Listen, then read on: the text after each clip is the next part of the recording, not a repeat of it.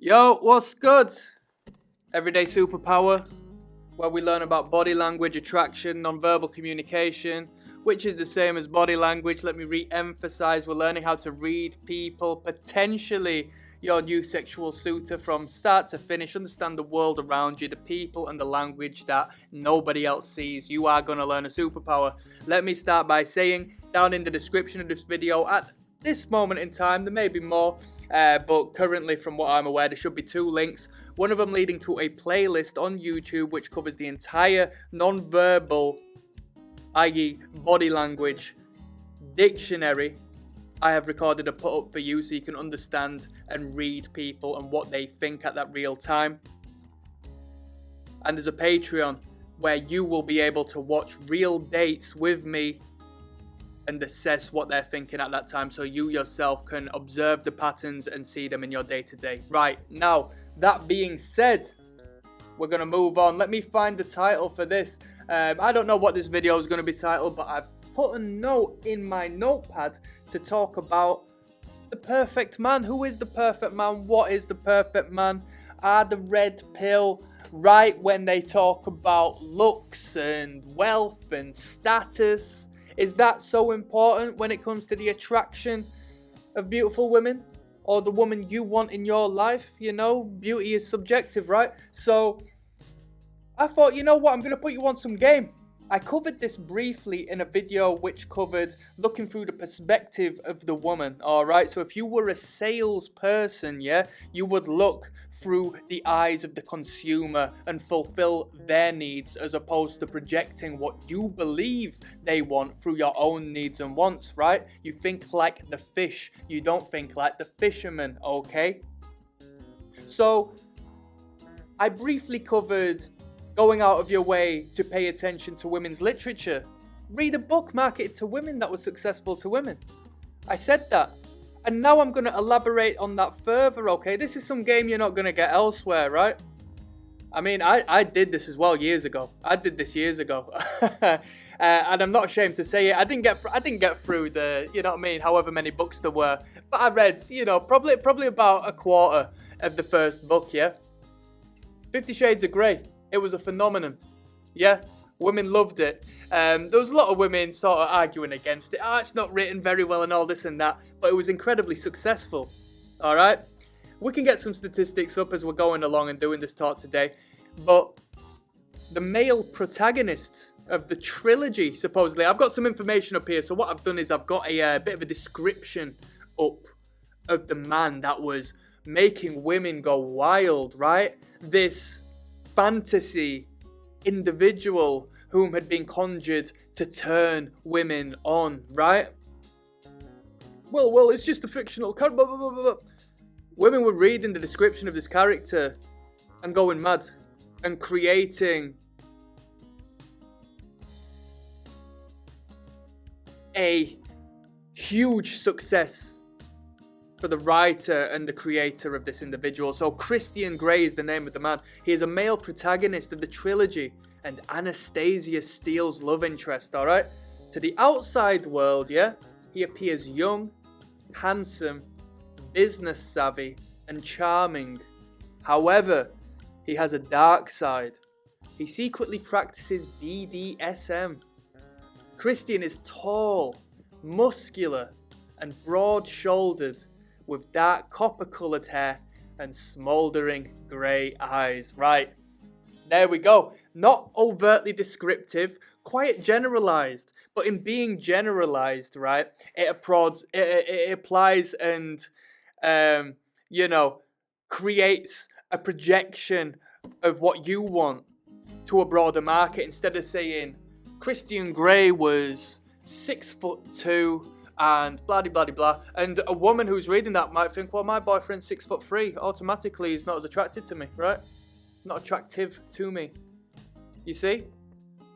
So it's generalized first and foremost, and you can utilize this. So please sort this up because I'm giving you great game here. I'm talking about generalization from the get-go, so you can create mystery in your day-to-day, in your communications, in how you present yourself, in your artwork, in your work, in whatever you do, you can create mystery and generalize and blur the lines so that individual can project their wants and needs to you, upon you, right?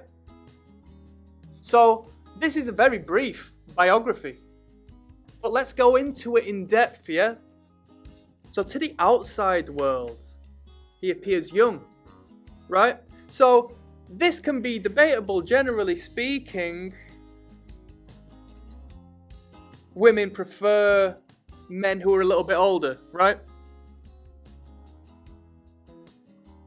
More time and opportunity to advance in their career, within their social relations, within their workplace success, financially speaking, and so on and so forth. But you also have to understand that age and bad decisions can create a downwards momentum and just dig you into the mud and take you out of the dating pool completely, right?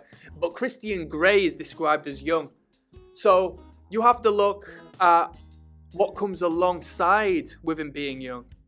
Business savvy, all right? He's good at business. He's successful. So that means he's young with time ahead of him. Upwards trajectory. I want to be with this man because I can see that he's going to be successful in the future. No doubt he's already successful, but he has the ambition, desire, and drive to continue upwards at an incredible tangent, giving me, the woman, who needs to preserve a great life for myself and my children, he can provide a great life and existence, yeah? So, apply this to what the red pill teaches you, yeah? Oh, you have to be wealthy, you have to be a high value man, value. That's true in this sense. Christian Grey creates value, he's business savvy, he literally creates financial value. Handsome goes without saying, but have you seen how general and vague that is? He's handsome. Handsome how? It gets you asking questions. It doesn't describe why he's handsome, but it generalizes, mystifies, and just gives it to you in one word, plain value, simple, direct, okay? So there's both a generalization of him being handsome, because it doesn't necessarily describe why at this moment in time, but it gives you to it face value. He is handsome, but why? That's why you ask, but why?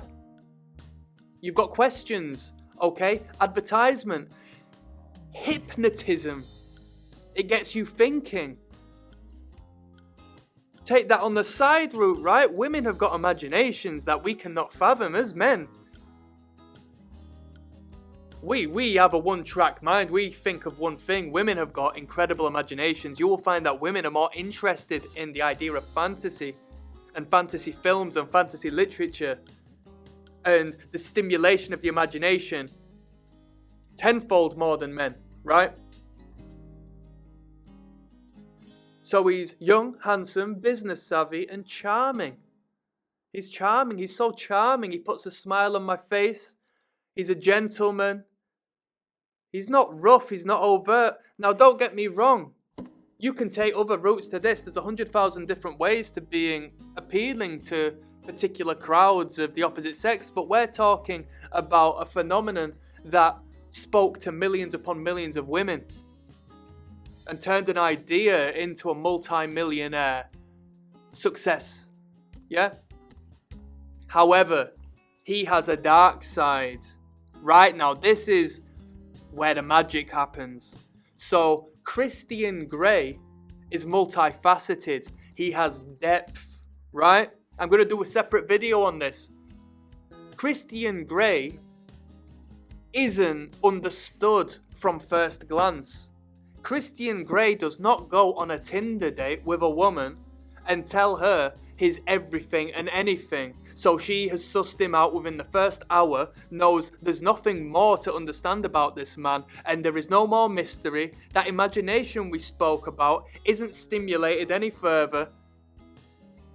Christian Grey has mystery. Christian Grey has depth. Christian Grey has a dark side. Christian Grey is an enigma of a man. Multifaceted. He might be living a double life. What does Christian Grey get up to? What does he do? He's successful, so he must be smart, he must be intellectual. Where's he learnt this information? He's got a dark side, wow. He's got a shadow, what's up with that? And when you see a glimpse into that life, doesn't that excite you? Doesn't that make you want to know more? What does he get up to? You as a man might want simplicity from the woman, but a woman doesn't mind a little bit of a cat and mouse and unfolding and unlocking of further fathoms of the man's psyche, because it's art. When it's given to you full stop and then the job is done, there is no more development, there is no more continuation, there is nothing more. Oh, I'm a man and I like to play video games and I go and work full time here. I don't necessarily want to continue with my career. I'm just comfortable going to work, coming home, playing video games, watching Netflix, going to sleep, and that's good for me. I'm happy to make a couple of quid on the side and just invest it in my video games and my DVD collection, and every once in a while I might go to the pub with my friends on the weekend. Oh yeah, you're so interesting, right? Even if this is you and what you do, you need to learn to take that and frame it differently, okay?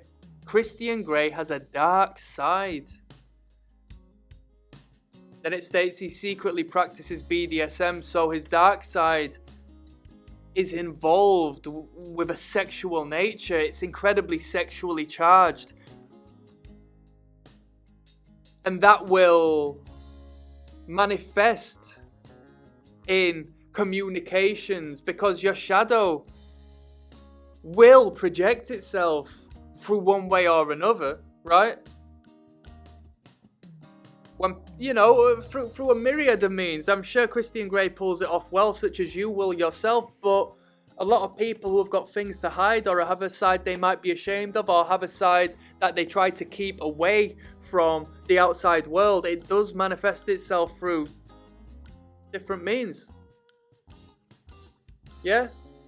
We speak about overcompensation on this a lot. But Christian Grey is comfortable and confident with his dark side. It's an interest of his. It's not something he's trying to hide, but something that he professionally has to keep away due to societal norms and what is societally acceptable and appropriate in the real world. So when he confidently and comfortably sort of lets a little bit of that side loose in his communications with the fairer sex, that's exciting. That leaves a woman thinking, right? Christian is tall. Yeah, as I said at the start, this doesn't tell you how tall, because if you knew how tall, the allure might be broken. It's vague. He's tall, full stop, that's it. He's taller than you, because you as a woman are probably not tall, right? Or even if you are a 6-foot woman, Christian is still described as tall, so you can understand that he's taller than you, right? It's been spoken to you. He's tall, he's muscular, yeah? He's not frail, he's not fragile, he is bold and sturdy, okay? So in a primitive animalistic sense, in a sexual sense, he's strong, he can hold you in embrace, he can fend off potential predators, and he is healthy for your potential offspring, which is what you biologically need. And he's broad-shouldered. I've done a video completely covering as to whether broad shoulders are appealing to a woman, and we go into the biological implications of that. Primitive speaking, our limbal brain, our primate brain, which exists within us right now at this moment in time, associate broad shoulders not only with strength, but being able to throw a spear, to be able to hunt wild animals. Yeah? He's got dark copper-coloured hair, and he's got smouldering grey eyes. The eyes, incredibly powerful. When you hear about his smouldering grey eyes, what do you think? To smoulder is to burn, is to enlight, is to engage. What's fire? Fire is dangerous. When he looks at you, he speaks to the inner of your soul, yeah? That's eye contact. But it's not just any sort of eye contact, it's desire, it's lust. There's a deep depth to his soul you have to work out, and in trying to work out, he only sends you deeper into the rabbit hole of your imagination. And of course, I'm not speaking on you, but you're on my side here when you're understanding that I'm speaking about this character appealing to the market he appeals to. That's some food for thought. I'm putting you on game right about now. I'm signing out, people. One love.